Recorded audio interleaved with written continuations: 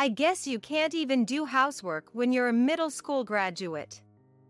And you're still not pregnant, making me look like a fool. How useless can you be? Did he just say that to me? You so-called elite husband, just watch. I'll make you feel what it's like to be looked down on every day for being a dropout. My name is Nicole. I nearly fainted when I saw this month's water bill, and I'm not even suffering from heat stroke, and I'm 35 years old. Why is it so much higher in summer than in winter? Politicians, seriously. It's time to step up your game. Seriously. Like, oh my gosh. But you know what? A part of me kind of enjoy the challenge of managing household chores while being frugal. There was a time when I absolutely hated housework, though. It was just a few years ago. The company that had employed me despite my dropout status went bankrupt due to the economic downturn. Relying on my qualifications and the skills I'd built up, I managed to get hired as a contract employee, and that's where I met my husband, Jeffrey. Jeffrey, for some reason, was very persistent in courting me, even though I wasn't exactly young anymore. I was wary of him at first. But everyone around me praised Jeffrey's character. He was popular with women, yet there were no rumors about him. He was good at his job, had graduated from a prestigious university, but didn't boast about it, and he was kind to his juniors. I thought I could trust him, so we quickly went from having meals together to getting married. I was on top of the world. Or so I thought. The trouble started over how to use the toilet. Could you please sit down to use the toilet?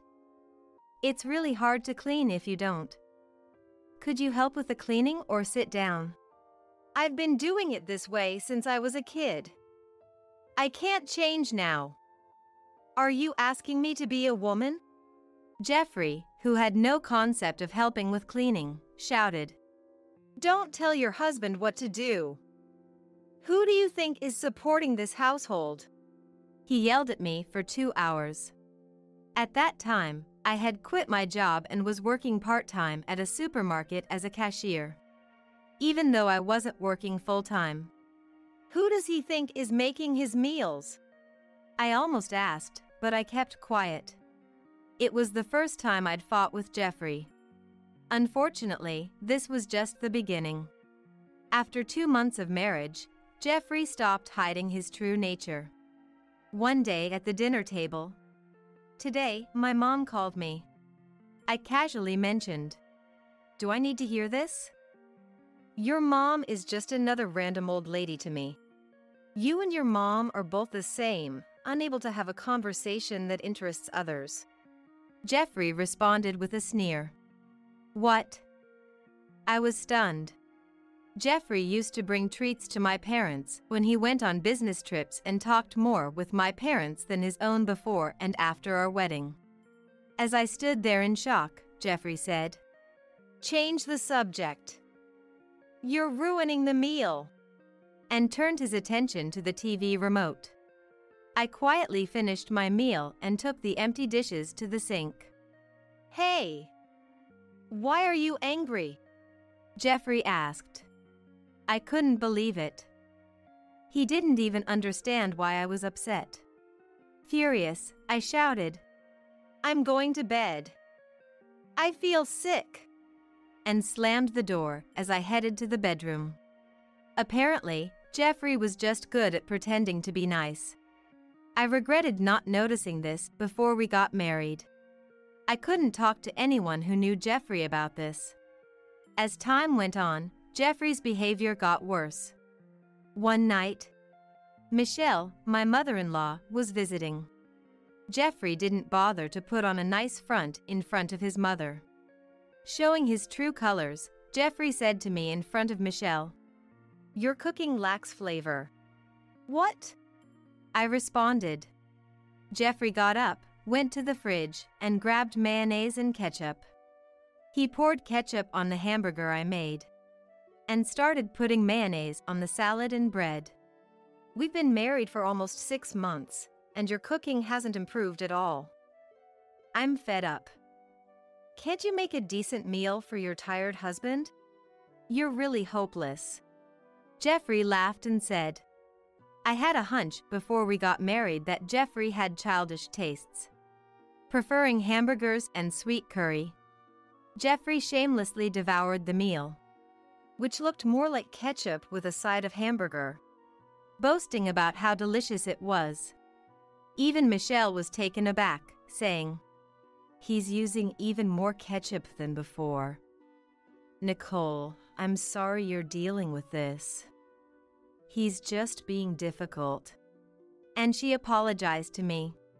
Unbothered, Jeffrey continued eating his ketchup-drenched meal and said, By the way, some friends are coming over tomorrow. Your cooking is too embarrassing to serve, so buy some prepared foods from the food hall and make them look homemade. What? You didn't tell me this. I protested. I'm telling you now. Jeffrey replied. Being informed the night before was inconvenient, yet Jeffrey complained. Why are you getting mad? I am telling you now. It's hard to prepare and clean when you tell me the night before. Either tell me earlier or prepare for your friends yourself. I argued. This is my house. I can invite my friends over without you complaining. Are you saying I can't even have a break? Jeffrey snapped back. I never said that. I retorted. Yes, you did. You were such a sweet and calming woman before we got married. Now you're just a strict wife, always moody and unstable. Jeffrey accused. Michelle left, clearly exasperated. After she left, I glared at Jeffrey, too angry to speak. I know you're a dropout and lack empathy and moral sense. But it's important to be kind to the people in front of you. Jeffrey began a bizarre lecture. The conversation was so absurd that I didn't bother to argue. I left the dining table without cleaning up and retreated to the bedroom. Jeffrey shouted, Don't dump your work on me. Ignoring him completely, I went to bed. The next morning, I was surprised to find the dining area and kitchen spotless. Jeffrey had done all the cleaning and shopping, with prepared foods from the food hall in the fridge. If his friends weren't coming, he definitely wouldn't have done it. Jeffrey, always concerned about appearances. I was contemplating leaving the house to avoid entertaining Jeffrey's friends, when the doorbell rang. It was one of Jeffrey's friends, showing up at 7:50 a.m. With no choice, I tidied myself up and greeted the guest. Eventually, 4 of Jeffrey's friends showed up, indulging in food and drink without restraint. Jeffrey ordered me to bring some drinks, but I pretended not to hear him. Then one of his friends chimed in. Hey, does Nicole dislike you? Jeffrey laughed. We had a little argument recently, and Nicole hasn't forgiven me yet. She seems to hate me hanging out with you guys. Oh, you're newlyweds, right? She probably doesn't want to lose you. Cute jealousy. Yeah, it's tough. Jeffrey replied. Listening to their conversation, I clenched my fists. How could Jeffrey twist the details of our argument like that? It's my fault, though. Jeffrey continued. The other day, I was honest about not enjoying the meal. Oh, so your wife is the bad cook type? That must be rough. No, it's my fault. Jeffrey insisted. You're always so humble, stepping back like that. Nicole's lucky to have such a good husband. His friend added. I hope she feels that way. Even though I was present, Jeffrey and his friends continued their disrespectful conversation, occasionally glancing at me as if seeking my affirmation with words like, He's a good husband. Overwhelmed with disgust, I said, I have an urgent matter to attend to, and left the house. After a refreshing meal out, I returned home to find that Jeffrey's friends had left, and Jeffrey was sitting in the living room, visibly annoyed. "You're late," he yelled. "I didn't set a return time," I retorted. "What's with you, ignoring me last night and showing no respect in front of my friends today? They even asked me if our marriage was in trouble. You need to behave properly in public. You are absolutely useless. Your cooking is terrible, you can't entertain guests, you don't even clean up after meals. And you're a dropout who can't do housework. Not to mention, you haven't gotten pregnant yet, you're useless." I was stunned by Jeffrey's tirade. Not pregnant yet? I thought. Well, it's physically impossible when I avoid sleeping with you. However, it seemed that Jeffrey was angered by his friends asking, "Do you have any plans for kids?" and not being able to answer, which led him to say such things. Essentially, he was implying, "As my wife, you should not refuse me and should fulfill your duty to have children." How disgusting. Near the end of our conversation, Jeffrey exclaimed, "We're visiting my parents soon, so you better not keep up this attitude. Stop making my life difficult." I was fed up. With Jeffrey maintaining the stance of, "I'm the victim." Despite all the constant criticisms and undermining of my character, he somehow managed to play the victim. But wait. Going to his parents' place? That's it. I'll use this opportunity to shatter his inflated ego. With this resolution, I braced myself. A week later, it was time to return to Jeffrey's hometown for a family gathering. The past week had been filled with constant arguments, making the car ride tense.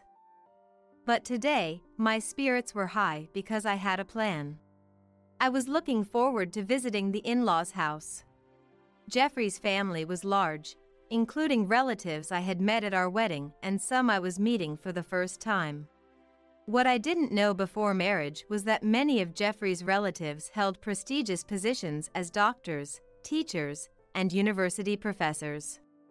Jeffrey had often reminded me, "Marrying you, someone without a college degree, made me seem like a compassionate person who doesn't discriminate based on education. So, at least show me respect during these family gatherings." Of course, as a dutiful wife, I'll ensure you remain in the spotlight, supporting you from behind the scenes. During the family meal, commenting, "Jeffrey, you married such a lovely wife." One of Jeffrey's uncles approached us. "Oh, come on, uncle.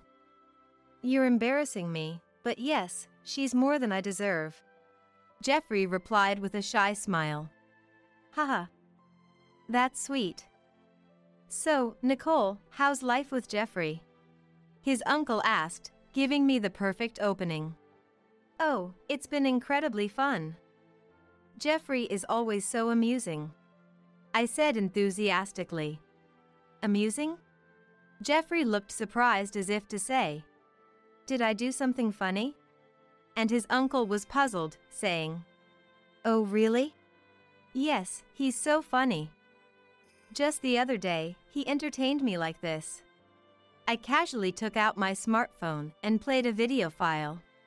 Immediately, the room was filled with the sound of a popular idol group song and Jeffrey's low voice singing along. "In love." In the video, Jeffrey was joyfully singing in a raspy voice. This song was very popular at the time, often performed at preschool, elementary school, and even at office parties. However, Jeffrey was performing his own original dance, moving his arms and legs energetically with great enthusiasm. He even did a spin and a wink that no idol would dare to do. While Jeffrey's uncle was momentarily stunned and then burst into laughter, Jeffrey stood frozen, unable to stop the video. It made sense since this was Jeffrey's biggest secret. Before our marriage, Michelle had confided in me. Since he was a child, Jeffrey would sometimes lock himself in his room, play music on his computer, and sing and dance by himself. If you ever catch him, please don't be put off. I had assumed he was mimicking celebrities, enjoying himself karaoke style. But Jeffrey's dance was entirely original. Incorporating headbanging like a rock star and forming heart shapes with his hands followed by winks, despite it being an idol song.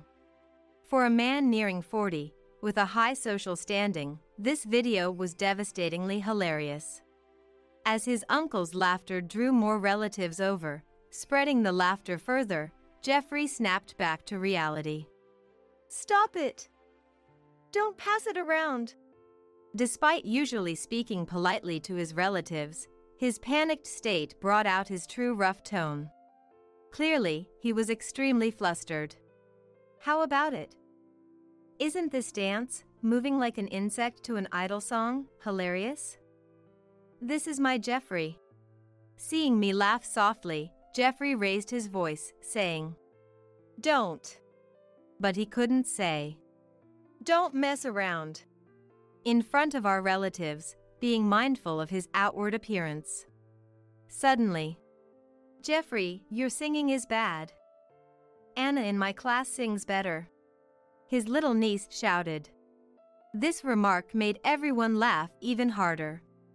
And I couldn't help but laugh too. Oh, there's more than just idol songs. There's one where he's singing Michael Jackson. I teased. Huh? Jeffrey immediately turned pale, but when I played the video of Jeffrey Jackson, the relatives laughed so hard they could hardly breathe. Although Jeffrey was just walking backward, it was supposed to be a moonwalk. He struck poses as if wearing a hat, grabbing an imaginary brim, which made it even more unbearable to watch. His humming was mixed with Jeffrey's original lyrics for some reason. The famous zero-gravity lean looked more like a bow with his butt sticking out, which was hilarious. Occasionally, he would shout, Are you having fun, audience? Stick with me till the end. Like a rock and roll performer, and he was waving to the wall as if there was a crowd. Wow. That was my internal reaction. Did Jeffrey want to become a singer or something? He might have needed a break from all that studying. Jeffrey's female cousins tried to choose their words carefully, their voices trembling from laughter. But their attempts not to hurt him actually felt like a painful kindness that chipped away at Jeffrey's pride. Meanwhile, since I had informed Michelle about Jeffrey's recent behavior and my plan to show the video, she joined in the laughter. Michelle said, It's even less presentable than when he was a kid. The impact is incredible. So I guess he never leveled up in his moves? Jeffrey, who had maintained a good public image, was now being recognized by the entire family as having a funny character.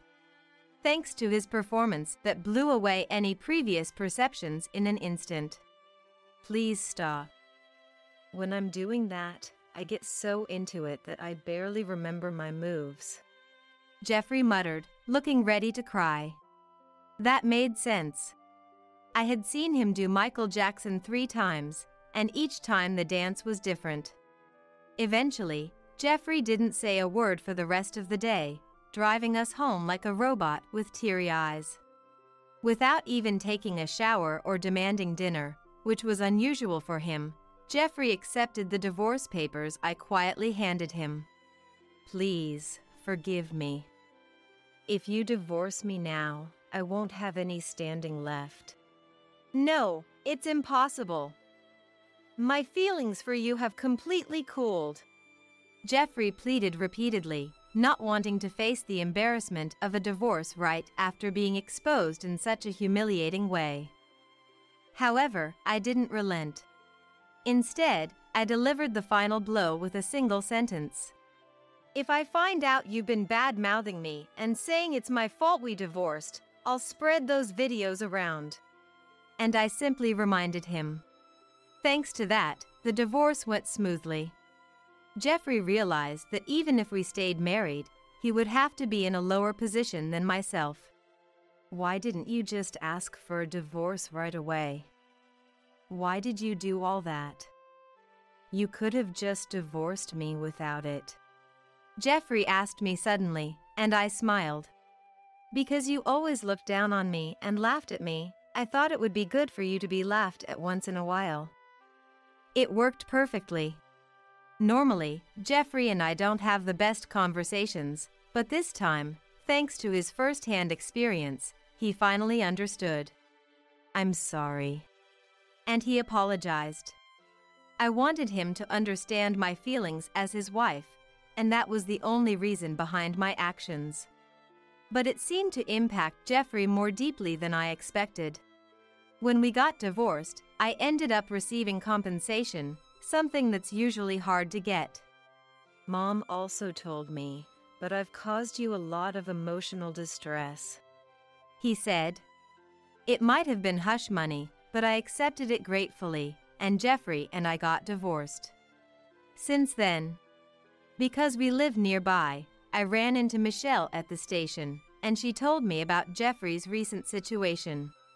Apparently, he hasn't remarried and is living with Michelle, who's trying to correct his personality. However, the part of him that unconsciously looks down on women probably won't change easily.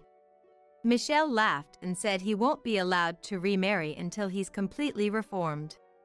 But from what I hear, it sounds like Jeffrey is the one who's traumatized about remarrying.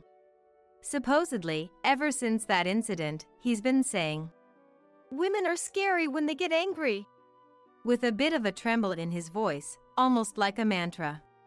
That's right. Women are scary when they get mad. Just kidding. It seems he's also become wary of women at work, so it doesn't look like he'll be finding new love anytime soon. As for me, after the divorce, getting another job seemed tough due to my age and education. So, I studied to become an esthetician and opened my own shop. I've just started out on my own, and while it's still a bit of trial and error, I'm gradually getting more regular customers and finding my own style of service.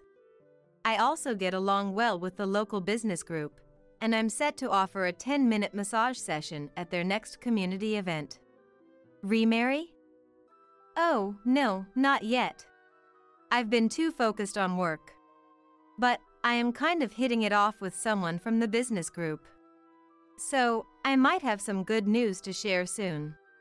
My current goal is to establish myself as a successful working woman. No matter my divorce history, my life is just beginning. My past experiences weren't failures, they were trials to help me step up. I'll use what I've learned and experienced to make my future shine even brighter. Go me. Where the hell are you? The funeral's already started. What are you doing? Get back here now. My stepchild, Dorothy's voice blared through the phone and I grimaced. Can you stop yelling at me? I have no intention of attending the funeral. At that, Dorothy burst into tears. Are you kidding me? What kind of wife doesn't attend her husband's funeral when she's the chief mourner? Everything's a mess over here. Just do what you're supposed to do already. For the past 8 years, I've been despised by my husband George, Dorothy, and my grandson Kevin. On the day George passed away, I found out something that made me quietly move out and disappear on the day of the funeral.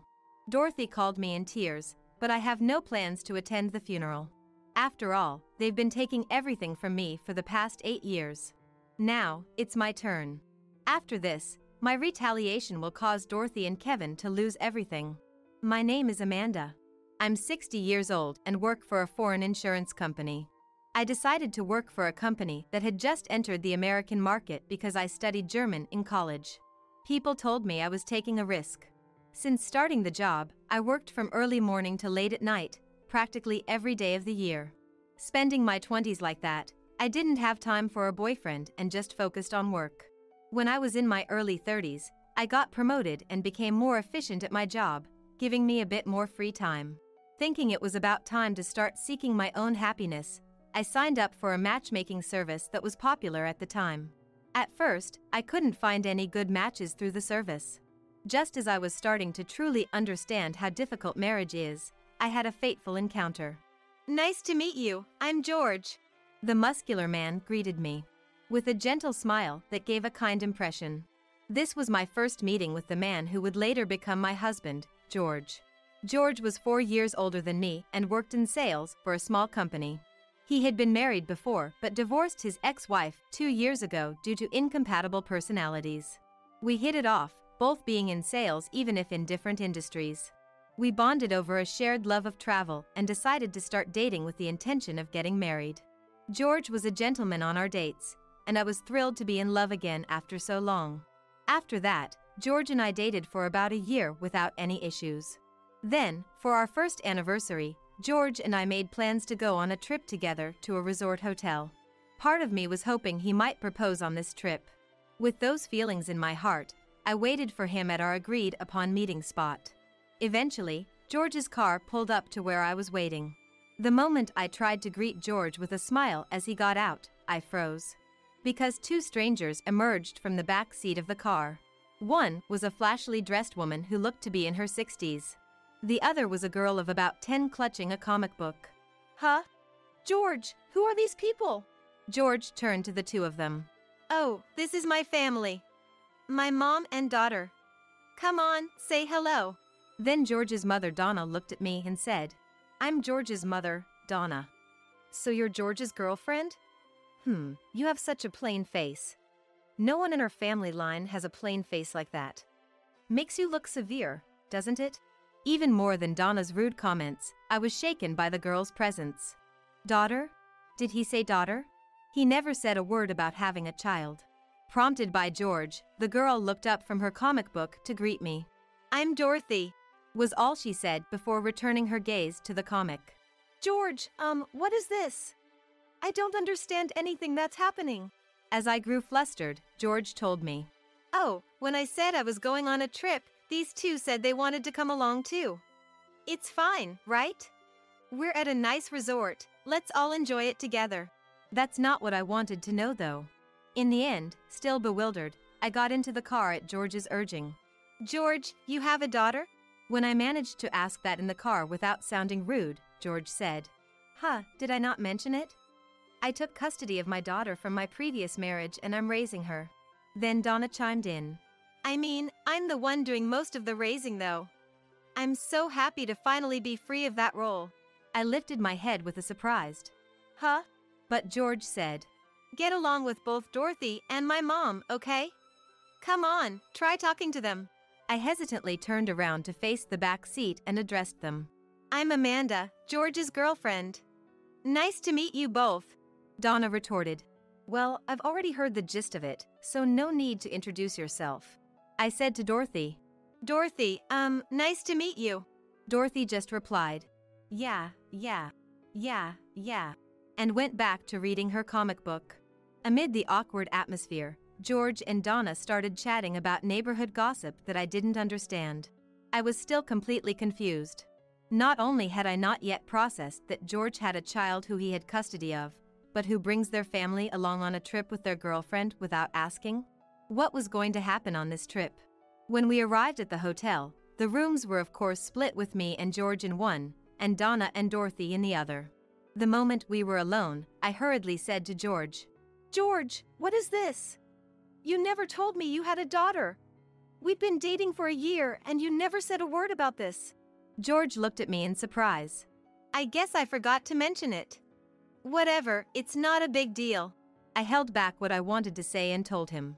And bringing your family on our couple's trip without asking is not okay. George still looked at me quizzically. Why are you making a fuss about that? We're going to be family anyway, it's fine. It's no use, he doesn't get it. I felt dizzy. George said, I'm going to take a walk around the hotel. And promptly left, leaving me at a complete loss. Soon it was time for dinner, and of course Donna and Dorothy were there. It was a lavish meal, but I could barely swallow any of it. Suddenly, the lights in the dining room dimmed and music started playing. As I wondered what was happening, a staff member approached with a cake and bouquet of deep red roses, handing the bouquet to George. No way, is this, no way. Amanda, I love you. Will you marry me? George said with a self-satisfied look on his face. All eyes in the room were on our table, and everyone there was waiting for me to say yes. How many people in the world could respond with, "Let me think about it for a bit"? After being put on the spot like that? In a trembling voice, I said, "I would be honored." At that, the surrounding guests broke into applause and cheers. Words of congratulations and whistles flew our way. The lights returned to normal and the guests went back to their own meals. I sat there in a daze, clutching the bouquet and watching Dorothy eat cake. Well, now that we've taken care of what needed to be done, let's talk about what's next. Donna's words pulled me back to reality. I'm giving my blessing to Amanda and George's marriage, so be grateful. We'll all be living together as soon as the house is built. Without thinking, Huh? I blurted out. Living together? As soon as the house is built? Yeah. Mom and I decided to build a pretty big house. I mean, even if we're family, it's better to have some privacy, right? This is for Amanda's sake too. George said something like that. I'll have my own room too, right, Dad? To which, Of course you will. George replied. As the three of them got all excited, I just sat there frozen. After that, I ended up signing the marriage certificate in a daze. I tried my best to think positively about it in my own way. I'm marrying the man I love. George doesn't mean any harm. I'm looking forward to the new house, and it's a good thing to have a bigger family. And so George and I got married. All of a sudden, I became a mom to 10-year-old Dorothy. Before moving in together, I read books and tried my best to be a good mom to Dorothy. On the day we finally moved in together, I approached Dorothy. Dorothy, I'm looking forward to being a family. I'd be happy if you could treat me like a mom. Dorothy looked up at me and said, That's so annoying. Just don't bug me too much, okay? I froze, but Dorothy promptly went to her own room. I felt uneasy about the future, but I convinced myself that Dorothy was a teenager after all, and it was natural for her to have complicated feelings about a parent remarrying. However, life after that was hell. Donna suddenly said this to me. From now on, Amanda will be doing all the housework, got it? I tried to explain that my job was very demanding, but Donna glared at me. That's no excuse. You married George, so work hard at home too. And Donna really did abandon all the housework. It would have been fine if George or Dorothy helped out at least. But they just did their own thing and never lifted a finger to help. On top of that, they started complaining that the cleaning wasn't done or the food was bland. I endured it and spent my days doing chores, but instead of being grateful, they started treating me coldly. Right after we got married, George said work was getting busy and he was hardly ever home. His business trips increased and he'd go out on weekends too, saying he had to work on his days off. During those times, I'd be alone with Donna and Dorothy, and I struggled in my relationship with Dorothy. Ugh, fish again? I want to eat steak or something. Dorothy looked at the grilled salmon I made with disgust. Dorothy, you're a picky eater, so you need to learn to eat everything. Eat your fish properly. I said that, but Dorothy ignored me. Donna spoiled Dorothy like that, giving her snacks and such. As she headed back to her room, Dorothy said dismissively to me, You're so annoying. Don't lecture me. I continued to agonize over how to interact with Dorothy. Around that time, George handed me some documents. Fill those out for me. Huh? I looked at them and saw they were documents to transfer the mortgage to my name. What do you mean, fill them out? As I grew confused, George said, I took out the mortgage in my name for now, but the payments are tough after all. You make more money, Amanda, so you pay it. I'll cover all the living expenses in exchange. I refused over and over, but George wouldn't budge. Then what do you want to do? Sell this house? Then the four of us will be crammed in a tiny apartment. I'm fine with that, you know. He went on and on like that until I finally agreed to transfer the house to my name and pay the mortgage, on the condition that George covers all the living expenses. But Donna and Dorothy, not knowing any of that, continued to harass me. The intensity of Dorothy's abuse was especially terrible as she fully entered her teenage years. But I endured it, telling myself I had become Dorothy's mom. After 8 years of living like that, Dorothy graduated high school, got a job, and was set to move out. My relief was short-lived. A malignant tumor was found in Donna and she was hospitalized. It happened quickly after that. Donna grew weaker and weaker, passing away in less than a year. George cried, likely struggling with losing his mom. Thinking about everything Donna had done to me, I wasn't very sad, but I couldn't bring myself to think serves you right either, so I just stoically went. When I saw Dorothy again at Donna's funeral after a long time, she seemed to have gained weight overall. I thought maybe her eating habits had gotten worse living alone, but then she dropped a bombshell. I'm pregnant. I don't know who the father is though. So I'm moving back into this house to raise the baby. I said. What? In shock. I looked at George and he seemed surprised too. No wonder, Dorothy isn't even 20 years old yet. And yet, she's going to have a child without knowing who the father is? What on earth is going on? I thought surely George would scold her, but my expectations were betrayed. If that's the case, then come back home. I'd be happy to live with my grandchild too. Dorothy, thanks, Dad, seemed delighted. I felt dizzy. Just when I thought I was finally free from living with Donna, now Dorothy is coming back? So, I'm counting on you, Dorothy said with an eerie grin while rubbing her belly. After that, Dorothy really did come back home and, as expected, started treating me like a housekeeper again. Then a few months later, she gave birth. It was a boy, and Dorothy named him Kevin. Babies really are adorable, aren't they? I never had my own, but I wanted to try holding him. Dorothy, can I hold Kevin too? No way. Why should I let a stranger hold him? As I stood there frozen, only George happily cradled Kevin. After Dorothy was discharged from the hospital, she dumped almost all of Kevin's care on me. I had to do things I'd never done before, like changing diapers and making formula, and deal with his crying at night too. Dorothy would just pick Kevin up and spoil him, but didn't do any of the actual caretaking. Still, I did the best I could for Kevin's sake. I bought books on baby food and patiently fed it to Kevin, and paid for all the diapers and such myself. When Kevin finally started being able to say mama, he reached out his hand to me and tried to call for me. No, Kevin, I'm Grandma. Grandma. As I tried to teach him that, Dorothy snatched Kevin away and told him. That's wrong, Kevin. That person is a stranger. She's not Grandma. Dorothy didn't work, didn't properly raise her child, and just stayed home all day. But I still couldn't bring myself to be harsh with Dorothy when she had such a young child. Before I knew it, 8 years had passed since Dorothy moved back in. George was hardly ever home as usual and was indifferent to me. The rare times he did come home, he'd complain about how the food tasted or how his shirts were ironed. At some point, George started saying, "I'm in a tough financial situation," and barely gave me any of the living expenses he had promised. Dorothy is 27 years old now, but incredibly, she still doesn't work. She relies on us for everything in her life while calling me a stranger and treating me like a servant. After Kevin started elementary school, he was often out playing during the day.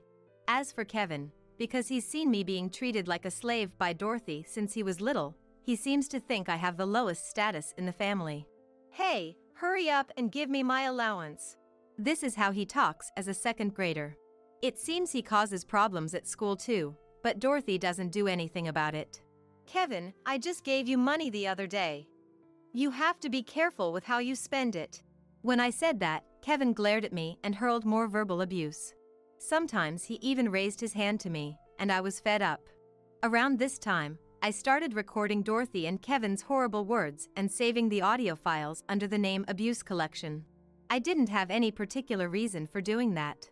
I just felt like it somehow relieved my stress a little to do it. I suddenly had a thought. Why am I putting up with this life again? It was for the simple reason that I had married George, that's all. I'm the one who agreed to the marriage, no one else. I continued this life out of resignation and a sense of duty. After 8 years of being hated and blamed by my entire family, my self-esteem had completely plummeted. Before I knew it, I had even started to think it was my own fault I was being treated this way. Then one day, an incident occurred. I got a call on my cell phone from the police station. Actually, about George. It was news that George had died in a traffic accident. Apparently on the way to a resort a little ways away, he lost control of the steering wheel or something and drove off a cliff. I arrived at the hospital and confirmed his identity. It was definitely George. As I watched Dorothy break down crying, it still didn't feel real to me. George is dead. Is this for real? In a daze, I received George's belongings from the police. Among them was his undamaged smartphone. Something was bothering me. Why was George, who said he was on a business trip, near a resort area? When I opened George's smartphone in private, I was hit with a shocking truth. I see. So that's how it was. I'll never forgive this. In that moment, I made a decision in my heart. The next day, George's funeral was set to take place. I became the chief mourner and was tasked with arranging the funeral. I have something I need to do, so you two go on ahead to the funeral venue. I said that as I sent Dorothy and Kevin off to the venue, but Dorothy was just sobbing and didn't seem to hear my words at all. At this time, I left George's tablet from his belongings at the funeral venue. After dropping them off at the funeral hall, I returned home and muttered to myself, "All right, let's do this." And I had movers, whom I contacted the night before, take away the furniture, household goods, and my own belongings. The destination was my parents' home, as I had already explained the situation to them. My elderly parents told me, "Come on home. You can stay as long as you want." So I decided to take them up on that offer. After stoically completing the moving process, I went straight to my parents' home instead of George's funeral. At my parents' place, they had prepared all my favorite foods and were waiting for me. During the pleasant meal with my parents, my cell phone rang. The call was from Dorothy. I ignored it at first, but the phone kept ringing every 30 seconds. With a sigh, I decided to answer. "What is it?" On the other end, Dorothy screamed at me. "Where the hell are you? The funeral's already started. What are you doing? Get back here now." I grimaced at the sound of Dorothy's voice. "Can you stop yelling at me? I have no intention of attending the funeral." At that, Dorothy burst into tears. "Are you kidding me? What kind of wife doesn't attend her husband's funeral? And you're the chief mourner but abandoned all the preparations, didn't you? Everything's a mess over here. Just do what you're supposed to do already." So I calmly responded, "If you ask the funeral home, they should be able to carry out the funeral itself. You're 27 years old now, so you should be able to handle it. Good luck." Saying that, I ignored Dorothy's screaming and hung up the phone. It rang incessantly after that, but I kept ignoring it. I spent some much-needed relaxing time at my parents' home for the first time in a while. Around the time the funeral was probably wrapping up, I took a shower and checked my phone as I dried my hair. There were over 200 missed calls. Most of them were from Dorothy, but the most recent one was from an unknown number. I decided to call it back. "Is this Amanda?" The person who answered was Edward, George's brother, whom I had met a few times. If I recall correctly, he's currently the leader figure among the relatives. It's been a while. When I said that, Edward spoke in a voice mixed with anger and confusion. "Where are you? Why aren't you, George's wife, attending his funeral? It's been complete chaos over here. This is terribly inappropriate." I told him with a sigh. "Are all the relatives gathered there with you?" Edward agreed. "Yes, we are." And continued. "And Dorothy, who checked the house, said that the appliances and your belongings are gone. I don't understand what's going on with that either." So I bluntly replied, "Yes. I moved out while the funeral was going on." At that, Edward said, "What?" And I could hear the relatives behind him start to murmur as well. "What the hell are you thinking? The chief mourner doesn't show up to the funeral and moved out in the meantime? Get back here and explain yourself properly." Dorothy was screaming on the other end of the phone, but I told Edward, "I left a tablet at the reception desk of the funeral hall. I'll make a video call so we can discuss the reason." I then hung up for the moment and took out my own tablet. I made a video call to George's tablet that I had left behind. It connected right away, and I could see Dorothy, Kevin, Edward, and many relatives behind them. The moment she saw my face, Dorothy, with tear stains on her cheeks, yelled at me. "What are you doing? Get over here now. We'll talk after that." I responded flatly, "No. I will not be coming there. Not tomorrow either, of course." Dorothy flew into a rage and started berating me. The relatives looked at me suspiciously too. Edward said in a perplexed tone, That's really too inappropriate. Amanda, you're the chief mourner, George's wife, and Dorothy's mother. Don't you have any compassion for George? You two were husband and wife. And that's when I decided to tell them the truth. Of course I was shocked when George died, and I had every intention of properly holding his funeral. But those intentions quickly disappeared. Why? Edward asked in confusion. I told him. Edward, everyone. Please listen to this first. I took out George's smartphone from his belongings and played the voicemail. Hey George, where are you? You're already past the time we agreed on. We decided we're staying at a luxury hotel today, remember? Everyone on the other side of the tablet gasped. I continued playing the voicemail message. Ugh, why won't you pick up? Did Amanda find out? You told me you love me more than that ugly woman. Liar. I paused the playback for a moment. On the other side, the relatives were murmuring amongst themselves.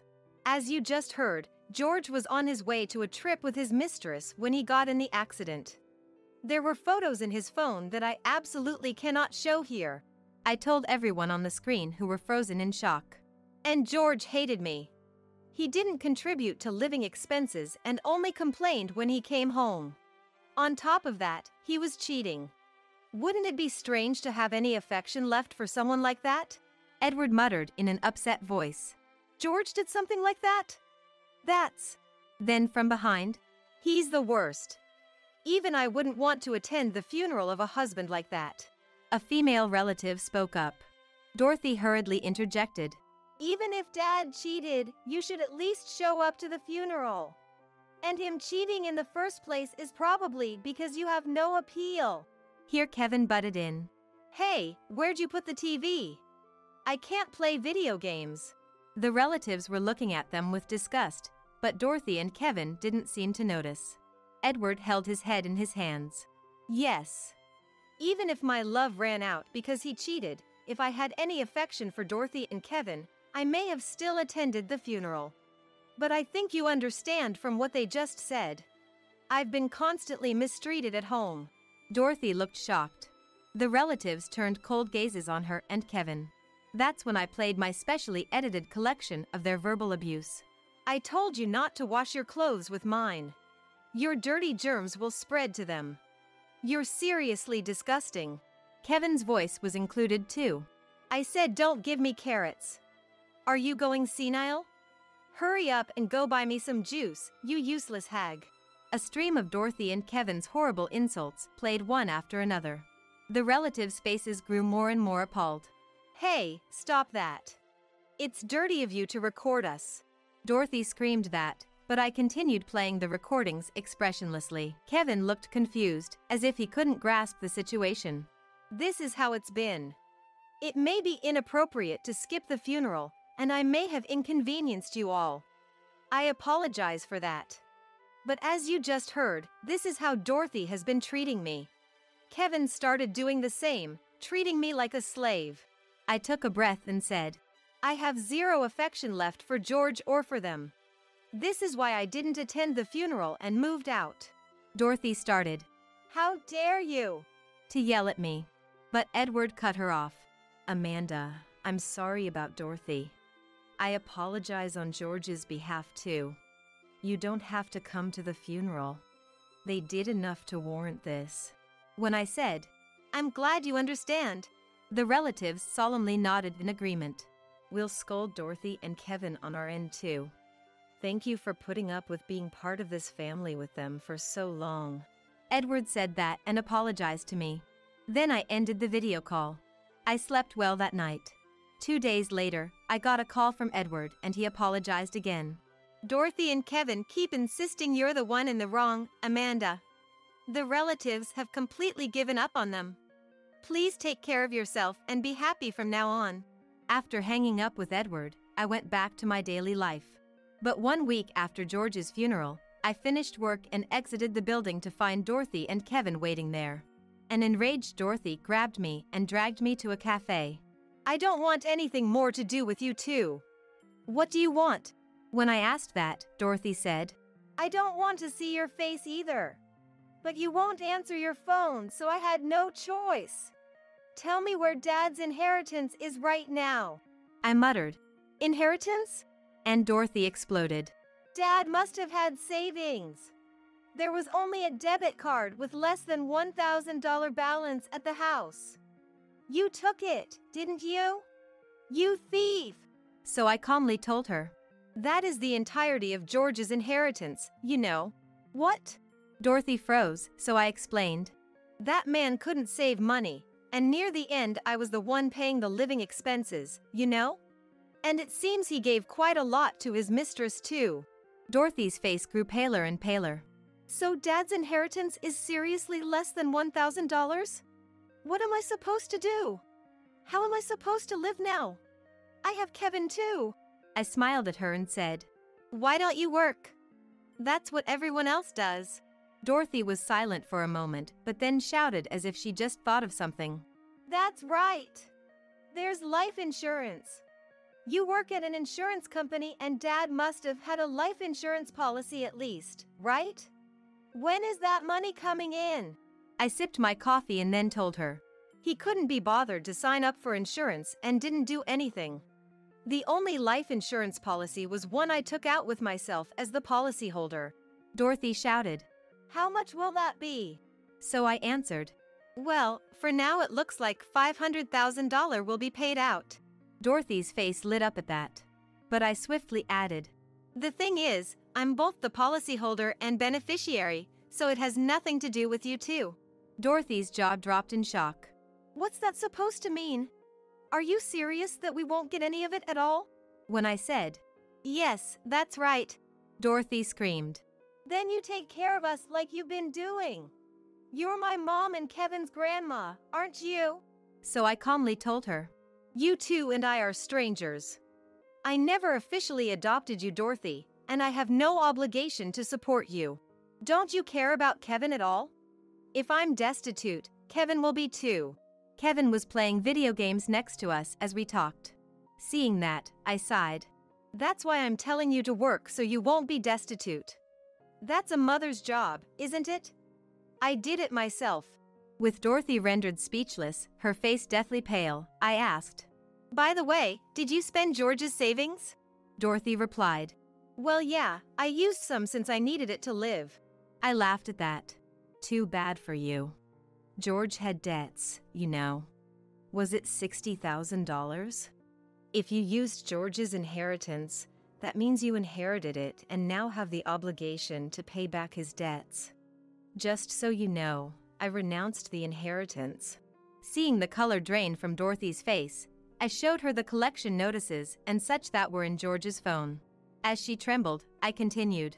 Oh, and about the house. I paid off the mortgage, so it's in my name now. I'm going to sell it, so hurry up and get out. Dorothy cried out.